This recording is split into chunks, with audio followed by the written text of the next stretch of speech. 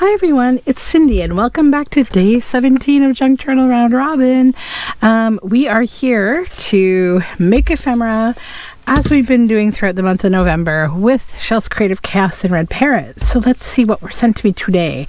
Let's start with Shell's little envelope here today. Oh, neat. What are these? nationalsolutions.com. It's like something would get threaded into here. It looks almost like leather. Like these are some kind of a sample card or something. Or they go on door handles. You know what? I think that's what it is. Maybe they go on your door handle. They're like that junk mail that people drop off on your door. But they're neat looking. And then inside this little fun bundle from Mary Ellen, we have a whole roll of washi tape with bees. And oh, they're cute. They have little flowers. That's really cute. Love it. Okay. Okay, and you know, it's funny, we have this nice colorway kind of going. And I've got some bee inspiration, so just give me a moment. I'm going to grab a couple things. Okay, so I've grabbed a bunch of things. The first thing being this collage board that I made, because I want to use it as a background. And then these I'm going to glue onto the back of this paper cameo. This was a misprint of one of her label kits. I think I just printed it on the wrong paper. So I'm going to use it as background. And then I grabbed a couple pages of my Journal Together kit from a couple months ago. And I want to use some of the images there, including my two bees here. This is printed on a nice brown paper. So we're going to make like naturey feeling fun things. So the only thing I need to avoid is this paper cameo. I'm just going to make kind of a few holes there so I don't go over that because I don't want it on my project. All right, let's get the glue stick out and do some gluing here. This glue stick feels a little bit goopy, gummy. I think I left it uncovered. Shh, don't tell. Let's go with the other one. I have to rehydrate that one. Yeah, that's much better. Okay. So, one, those. And I think they'll make fun little keyhole type pockets. I love that.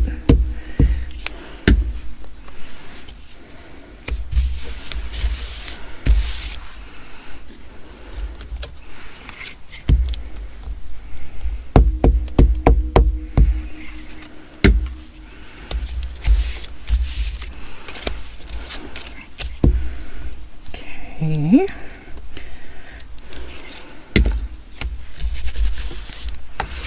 So let's cut these apart now.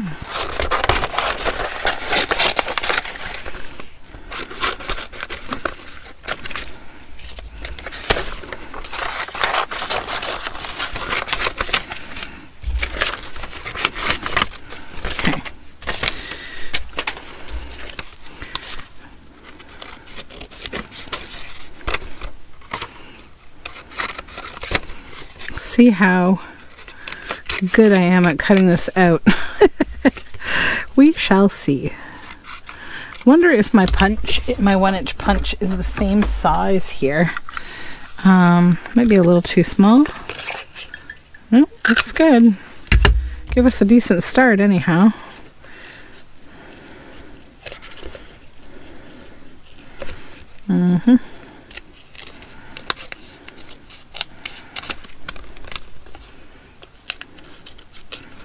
Although I'll try doing the next one without using it and see if it's smoother. I don't know. It's pretty good though. Let's kind of smooth it.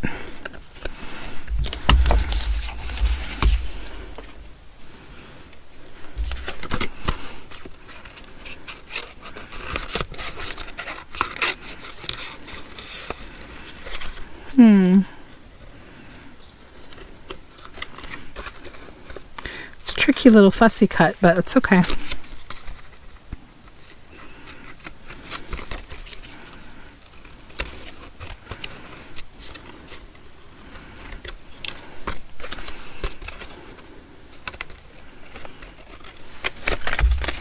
Oops. Thinking of all of the junk mail that gets left on my doorstep. It's a lot less since I put up a no soliciting sign. I just have this very subtle gold no soliciting sign, mainly because I don't want realtors coming to my house, and I don't want Mormons coming to my house or Jehovah's Witnesses or any of those kind of people interrupting my life. And it actually works very well. They tend to take the hint. It was funny, one day I have a Ring doorbell camera, so you can, you're recording people, you can see and hear them live while they're at your door. You get a notification they're there, and when they ring the doorbell, you get another notification, that you hear it on your phone. There's this one day, there was just this whole gaggle of little old ladies from some religious organization. I'm pretty sure they were Jehovah's Witnesses. And they must have stood on my porch for a good 10 minutes, just chatting away and resting on my child's playset thing that I have on my porch. Until finally, I was on a conference call and I kept getting these, bing bong on that they were at my door. So I eventually just spoke to them through the speaker on the Ring, and I was like, "Good afternoon, ladies. I'm wondering why you are hanging around here on my porch. I have a no soliciting sign. I'd like it if you would move along. Thank you." And they were like, oh, but I'm just like, what is going on? Why are you people on my doorstep? It was so weird. But this is why I have a no soliciting sign. I used to have a doormat that said "go away." That might tell you how I feel about strangers trying to sell me things and bother me. I think I got so annoyed with it because where I live, there's a really big need for housing, where people want to buy houses. So we would just get so many realtors. They were like vermin hanging out on our porch and coming to the door all the time trying to buy our house. And we just got so tired of it.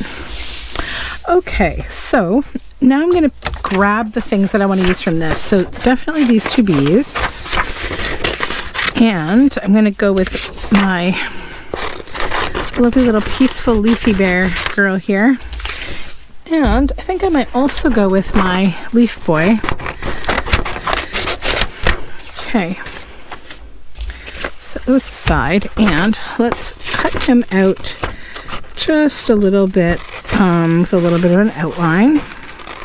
He's on this nice paper, so we don't have white to worry about. White, bright white paper. This is a really nice paper. I got it at a thrift store. The only thing about it is it's got this little flower pot at the top. It's like some kind of stationery paper, but I always just print on the other side of it, and then I can use it for all sorts of things. And if I put it in journals, I usually will just cover up the little flower pot because it ends up being sideways, when you put it in.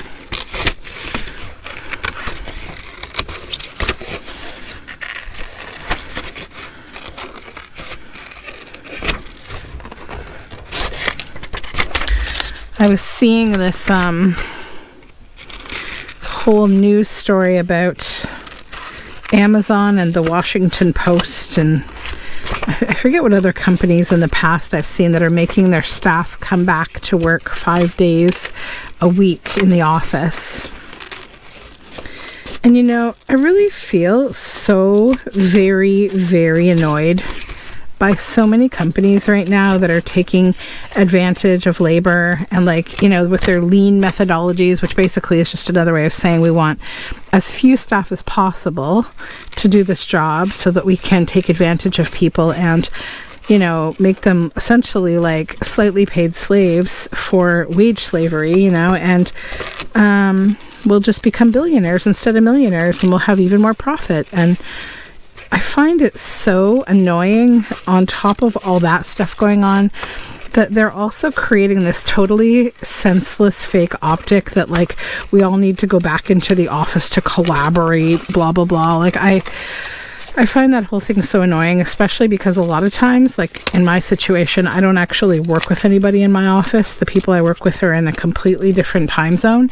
But this isn't about me, really. It's just a general feeling. You know, I think most of us, most working people, we totally recombobulated, right, our lives when the pandemic came along to try to serve our companies as best we could, because we knew, the world was very confusing and we were all trying to keep our businesses alive, and we wanted to do everything, to keep working and to keep our companies being successful. And I truly believe that there's not anybody out there who did that only for simple selfish reasons. I think everyone wanted, their company to keep going, to keep succeeding and growing despite, all odds. And I know in my case, our staff did that. They were incredibly resilient and, supported each other, and people did all sorts of things, to continue. And a lot of people weren't comfortable, having to get on Zoom. And a lot of people, they ended up being on camera even when they didn't want to, because maybe they have small children and they had, multi-generational homes and noise in their house. And they were the type of people who preferred to work at the office. So they really had to adjust, right? But now it's like, oh, all of you get back to the office. Like, this is the thanks that we get for, being so, just, I think, caring about our companies, creating home offices and all this stuff. And now they're making it seem like, none of this would be possible if you don't come back into the office. Like, it's just so greedy and yucky. And I've got lots of feelings about it. Makes me feel very frustrated with corporate greed and corporate disinterest in the common person. But I don't know. I suppose that's not going to be getting better under the new United States regime. It's just going to get worse, if anything, right? So we'll all be trying to deal with the billionaires in the world. All those yucky billionaires.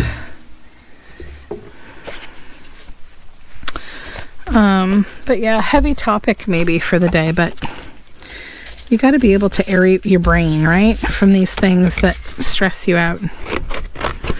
Okay, let's back the bees so we get a bit of thickness on them. I need those a little thick.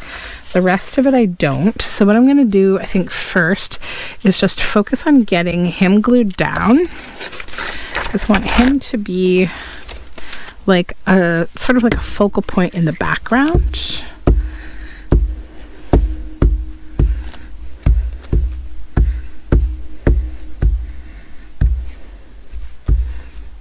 Okay.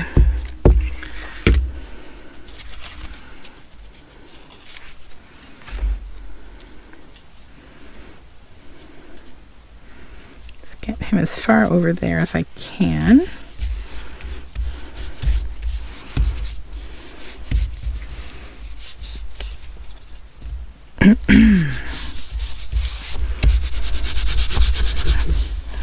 Okay. Then our washi tape, and the reason why we are getting into bees, I gotta get that ready. I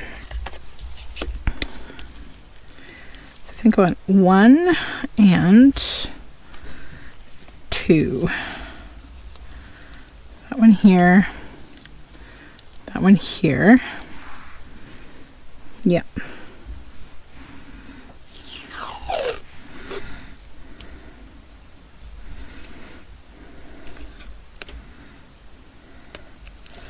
I think I'll line the top of the pocket with the washi.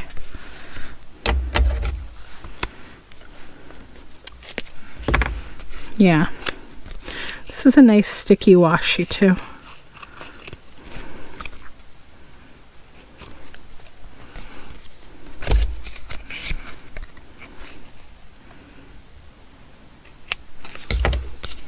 Okay.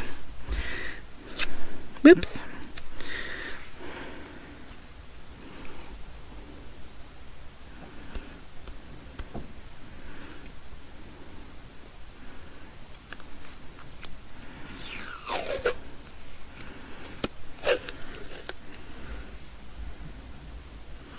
I'm filming in the evening tonight.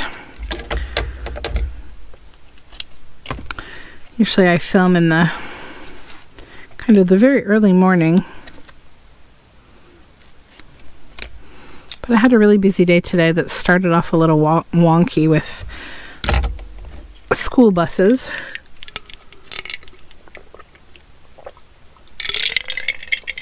So, school buses and the situation in Ontario, as with all conservative governments that love to cut everything back despite the impact on society, they cut back, you know, on bus drivers, on the pay and all the things. So it's really hard to get bus drivers. So as a result, the bus drivers will typically have 3 routes in the morning and 3 routes in the afternoon. And the frustrating part of that is that, you know, each time a bus driver has a route, they're loading up a bunch of kids and taking them to school or picking them up and taking them home. Something can happen at every interval, right? Like there can be one kid, especially on like a special needs kind of bus, or a bus that has children with special needs, or lots of little children, or, you know, children who are new to the system, so their parents are very angsty. There's all those things that can like hold up the bus. So the bus will be late.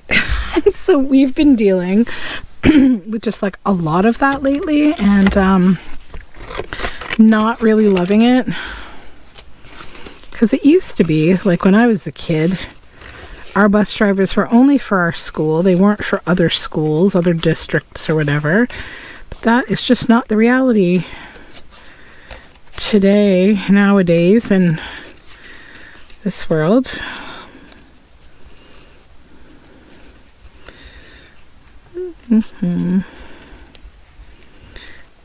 All these little bits out.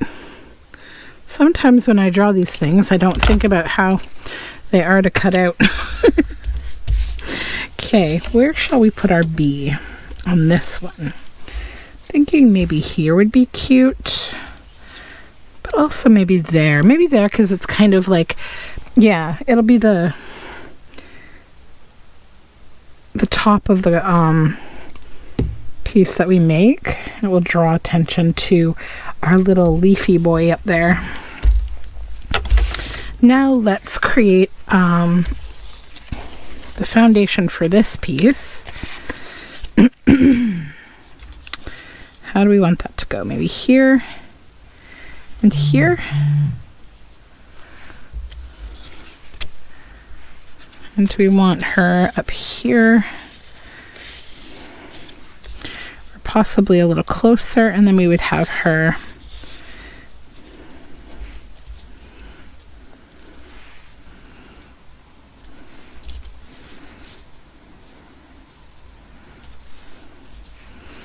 okay. I think I don't want her shirt to show through the pocket. Yeah, I like that, to have her to the side.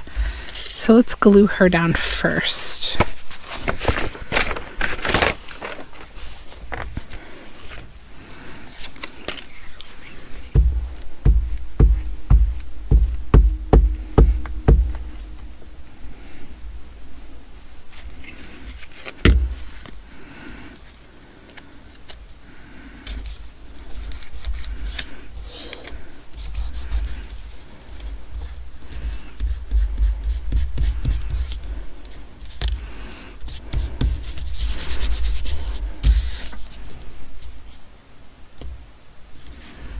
Okay, and we'll glue these down for the pockets. Such a fun shape for a pocket. I really want to think about like what I'm going to put in these pockets, but that's not part of today's challenge. That'll come a little later, I think. And I'm going to do something a little different with the washi tape on this one. I know I didn't line the pocket, but I want to mix up a little bit what I'm doing. Okay.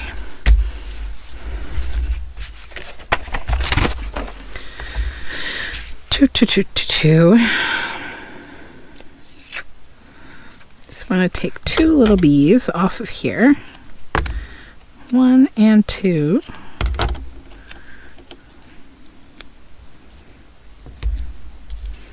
Treat it a little like a stamp. This one is trimmed better. There we go. Like a little bee stamp. And I don't know if this is super visible to you on camera. It's visible to me though.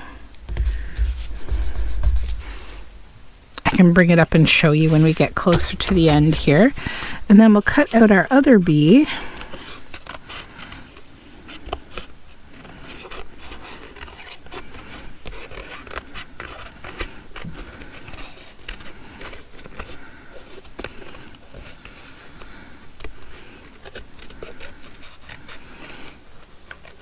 Been getting things ready for my kids for their birthdays. I've got to wrap presents. Both my children have November birthdays. Suppose I could have thought it out better when I decided to have kids to not have them right before Christmas and thereby jam like half of my, most of my gift giving effort into such a short period, but I didn't think about it. Okay, so there's that glued down. Good. Now I need my chopper so I can chop these apart easily and not like goober it all up. So I think first I'm going to just trim down the top here.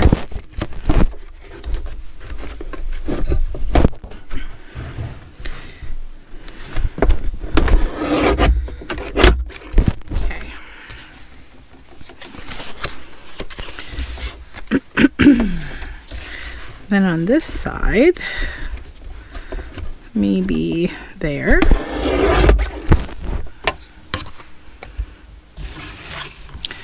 Now we'll make these independent of one another.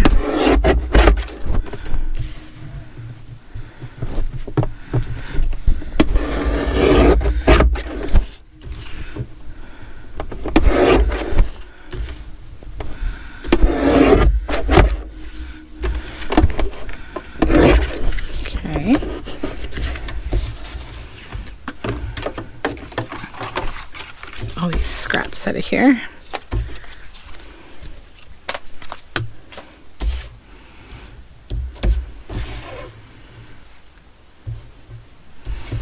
I'm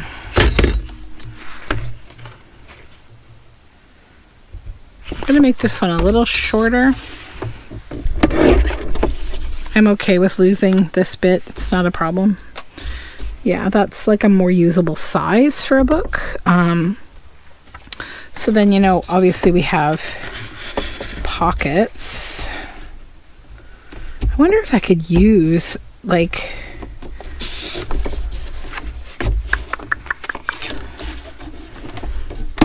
one, two, three. We could make these into little tags to go in these pockets.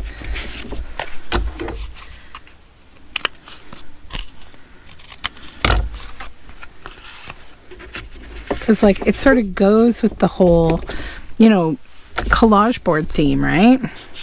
This one I'll turn into like a little rounded journal card.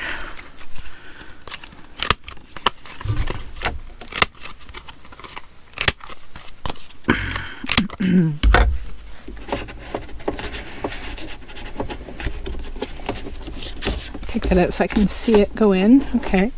1 and 2. And then this one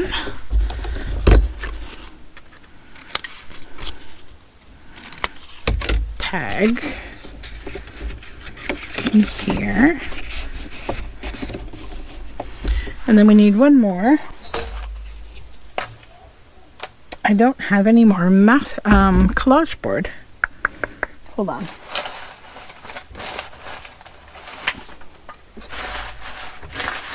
I bet you I do, but I actually have a whole one up here. Let me grab it.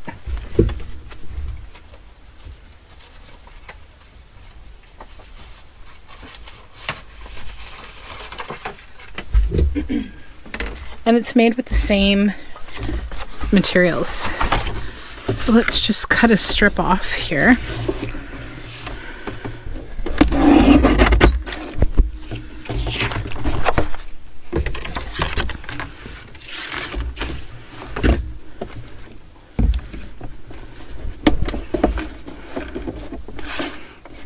Yeah, probably there.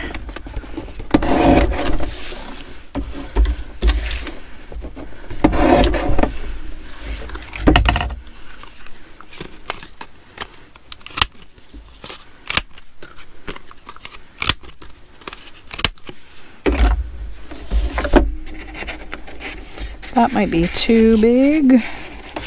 Let's see. A little bit. Let's just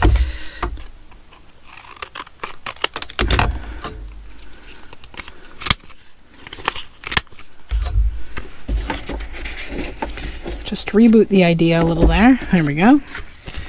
And this one in here. A little over. Okay, I love that. Yes! Yay! Okay, I'm going to stitch around these and I'll be right back.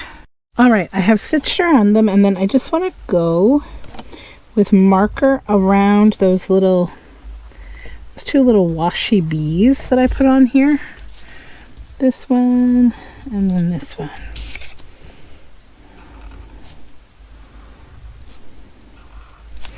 Yeah.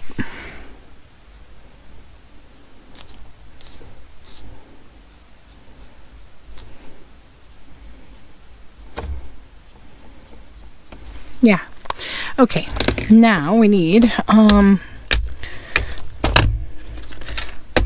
my ink that I gotta get to, which is at the very bottom of the stack, I think.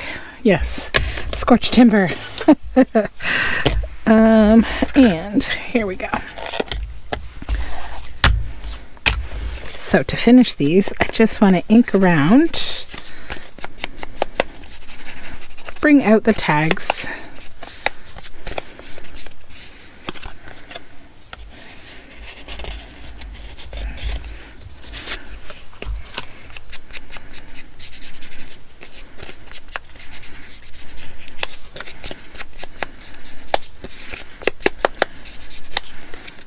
Okay. Then I'm also just going to ink around the whole piece.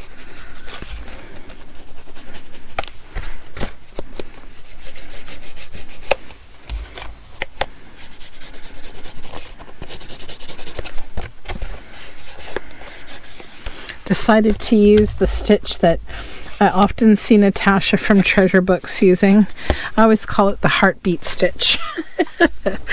I've been enjoying some of her videos lately and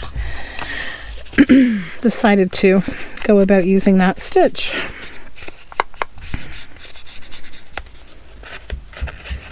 For whatever reason, I tend to be someone who likes to stick to straight and zigzag stitching. So whenever people ask me what sewing machine do you have, I try to tell them it's so not important what you need for junk journaling. I mean, really you just need a straight and a zigzag, to be honest. Unless you plan to do lots of, textile, more fancy things. Although a lot of very basic machines nowadays come with, 60 stitches, 100 stitches, and they're quite sorry, I had to change batteries. I was saying they're quite inexpensive. You can get some really great low-cost sewing machines these days, and if you're not a quilter, you're not sewing clothing and that kind of thing, if it's really just for junk journaling especially, you don't need a super top-of-the-line, sewing machine. You really don't. You can do lots with basic ones or even thrifted ones, old singers and stuff. But anyhow, here are my pieces for today. So I hope you enjoyed playing along with me with these. I really love them. I think they turned out like a lot of fun. And this whole project was really just like bees. You know, I saw the bees on the washi, and then the keyhole pocket idea. It just kind of gave me like a theme and like a figurative concept, like a functional thing to do, right? So those were a lot of fun. I hope you enjoyed, and I'll talk to you again tomorrow for more Junk Journal Round Robin. Don't forget to check out what Shell and Mary Ellen are up to, and we'll talk tomorrow. Bye for now.